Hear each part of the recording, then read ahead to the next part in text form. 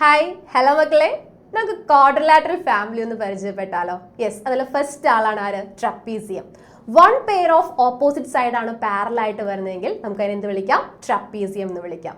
അങ്ങനെയാണെങ്കിൽ two pair of opposite sides parallel ആണെങ്കിലോ അതിനെ നമ്മൾ വിളിക്കുന്ന പേരാണ് പാരലലോഗ്രാം. ദെൻ ഒറ്റ സൈഡ്സും പാരലൽ അല്ല, ഓപ്പോസിറ്റ് സൈഡ്സ് പാരലൽ അല്ല എന്നുണ്ടെങ്കിൽ നമ്മൾ എന്ത് വിളിക്കും? അതിനെ കൈറ്റ് എന്ന് വിളിക്കും.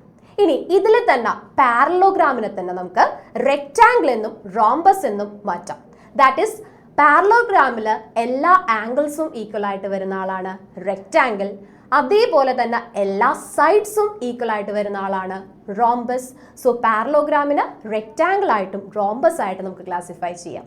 ഇനി ഇതിൽ തന്നെ റെക്റ്റാങ്കിളിന്റെ ഓൾ ആംഗിൾസ് ആർ ഈക്വൽ എന്ന പ്രോപ്പർട്ടിയും റോംബസിന്റെ ഓൾ സൈഡ്സ് ആർ ഈക്വൽ എന്ന പ്രോപ്പർട്ടിയും സാറ്റിസ്ഫൈ ചെയ്യുന്ന മറ്റൊരാളുണ്ട്, അതാണ് നമ്മുടെ square. So square is A rectangle as well as A rhombus. So എളുപ്പത്തിൽ ഇനി പഠിക്കാലോ എല്ലാവർക്കും.